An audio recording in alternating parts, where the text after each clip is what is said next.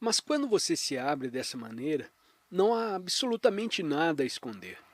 A sua vida fica completamente transparente. Lembro de uma vez em que fui me hospedar em um ashram, tipo, alugue uma caverna. Você poderia alugar uma caverna por 18 rúpias por semana.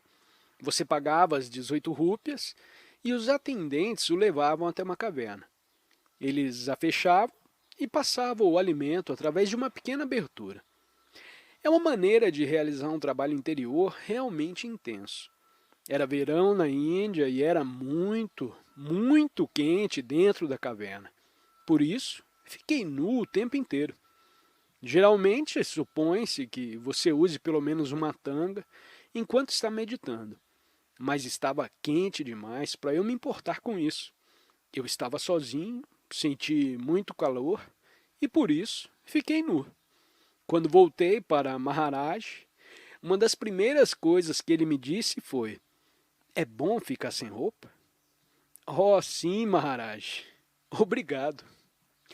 Fiquei em Bobaim por alguns dias, fui visitar a casa do presidente do conselho diretor de um ashram e eu era um yogi. Na primeira noite que estive lá, o homem me disse: o médico me disse que devo tomar uma pequena dose de uísque todas as noites para o meu coração. E eu disse: compreendo. Então ele prosseguiu: talvez queira me acompanhar. Na Índia não é considerado um bom hábito ingerir álcool. E certamente não para os yogis e membros do conselho de um ashram. Mas afinal, era um conselho médico e para me acomodar respondi: certamente. Então nos transferimos para a sua sala, esperava que ele me trouxesse uma pequena garrafa de uísque, mas ele apareceu carregando um balde de gelo, uma garrafa de soda, uma garrafa de uísque e dois grandes copos de vidro. E de repente me lembrei do tempo em que eu realmente adorava o uísque com soda. Ele mediu uma dose generosa para ele e outra para mim e perguntou: prefere com soda? E encheu os copos com gelo e soda e me passou um deles. Bem, eu bebi o meu uísque com soda e fiquei completamente alto. Tropecei durante todo o caminho até a sala de jantar. Mal pude distinguir a mesa sem ajuda. Sua esposa nos aguardava. E isso com somente uma dose. No anoitecer seguinte, começamos um pouco mais cedo e assim foi. Depois de 3 dias, voltei para o norte, para Vrindavan, para o ashram de Maharaj. Na tarde em que cheguei, ele me chamou até seu catre, começou a falar sobre esse yogi que tinha ido à América e que era assistido por algumas devotas. E Maharaj disse: ele tem mulheres. E eu disse: sim, Maharaj, eu sei. E ele continuou: de que forma ele se refere a elas? E respondi: ele as chama de suas mães. Oh, e qual a idade delas? E eu disse: bem, uma delas tem 20 anos. Mães? Disse ele. E então perguntou: você sabe que as mães dão a ele? Não, o que elas dão? E ele disse: elas dão leite. E repliquei: isso é maravilhoso, Maharaj. O leite da mãe, perfeito. E ele continuou: todas as noites elas dão leite para ele. E perguntei: isso não é bom? Então ele se inclinou bem à frente e disse em tom de conspiração: sabe o que elas colocam no leite? E respondi: não, Maharaj. O que elas colocam no leite? Ele me olhou bem nos olhos e disse: bebida alcoólica. E riu muito. Onde eu poderia me esconder? Vocês dirão que agora ele não está em um corpo, e isso faz alguma diferença? Não. Se ele é quem eu sei que é, quando você não pode se esconder, tudo fica exposto. E se tudo fica exposto, tenho que ser quem sou. Não tenho como fazer alguém acreditar que sou outra coisa. A quem irei enganar?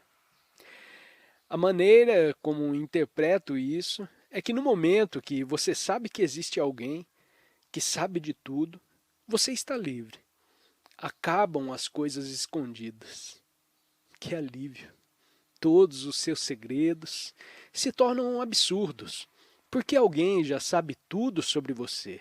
E alguém está dizendo, sim, veja todo esse material horrível. E somos nós.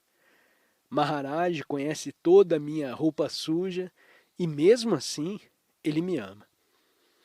Essas qualidades de ser conhecido e amado, de confiar e de se abrir, são o que o relacionamento com o guru é para mim, o devoto. Mas como se apresenta um guru? Se ele for o produto final, como veremos por dentro quando ele ou ela estiver sentado com um devoto? Já ouvi dizer que, embora o mestre e o discípulo pareçam ser duas pessoas, somente o mestre se diverte sob o disfarce de dois. É como uma flor colocada sob o nariz para que o seu perfume seja sentido. Isso é, do ponto de vista do guru, nada está acontecendo.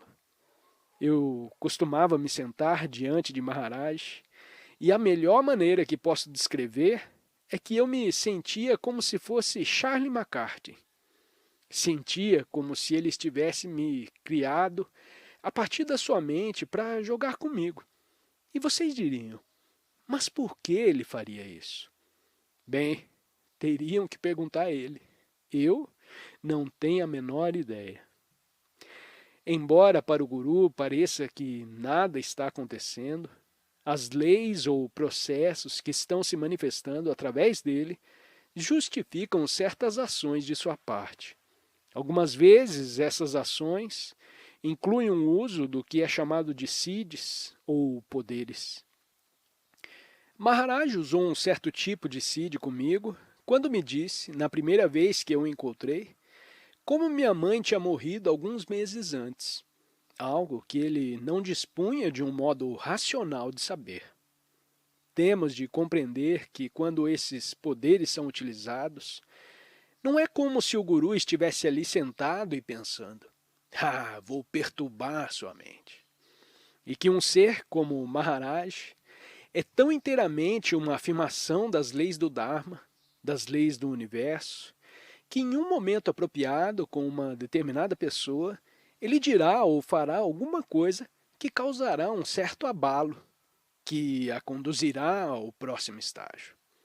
O guru está simplesmente ali, realizando qualquer coisa que o Dharma do momento exija. Na maioria das vezes, os gurus utilizam os siddhis para atingir a pessoa no ponto em que ele ou ela estiver amadurecido, para que uma determinada mudança aconteça. Ramakrishna disse, desalojar uma noz verde da sua casca é quase impossível, mas deixe-a secar e um pequeno pirapote a soltará.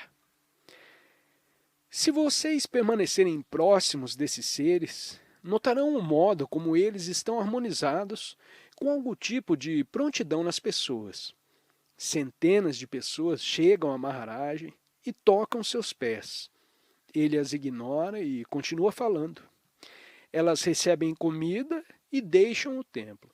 Então, chega um outro alguém, essa pessoa passa pelos meus padrões, seria alguém que deveria receber alimento e ordenada a seguir o caminho. Ela não preencheria os requisitos, mas Maharaj para o que está fazendo e se volta para a pessoa. Desenvolve uma longa conversa com ela, lhe concede uma bênção especial e outras coisas mais. Preciso compreender como foi impenetrável para minha mente racional aprender o que o guru estava fazendo, a quem ou o porquê. De alguma maneira ele tinha sentido naquela pessoa um momento de amadurecimento, uma prontidão para aquele pequeno acionador. Sai Baba de Sirdi, que nasceu na Índia por volta da metade do século XIX, foi um Siddhi Baba. Isso é, ele era reconhecido por ter poderes incríveis. Era um ser que revirava a pessoa pelo avesso, revelando todos os seus segredos. Um casal idoso foi procurá-lo. Estavam lamentando porque todo o seu dinheiro tinha sido roubado e eles não poderiam ver o sagrado rio Ganges antes de morrerem. Sai Baba disse isso para eles. Não se preocupem com isso. Levantou-se e o Ganges começou a brotar de seus dedos dos pés. Sai Baba costumava vagar de cidade em cidade. Chegou a uma pequena aldeia e, como tinha uma aparência estranha, as pessoas a princípio o evitaram e não queriam contato com ele. Um dia, procurou óleo para sua lamparina para realizar o arate, e caso não conseguisse, não teria como realizar seus rituais. Bateu de porta em porta na aldeia, implorando pelo óleo, mas ninguém quis lhe ceder nem um pouco. Então ele desistiu. Pegou um pouco de água, abençoou-a e verteu-a na lamparina, e ela acendeu. Isso convenceu os aldeões de que alguma coisa estava acontecendo. E eles começaram a prestar homenagens ao Baba e a procurar pelos seus ensinamentos. Nesse ponto, estavam prontos para ouvir o que ele tinha a lhes dizer. Você sacode um pouco as pessoas e elas se abrem para novas possibilidades. Esse é, aproximadamente, o motivo pelo qual os CIDs são geralmente utilizados.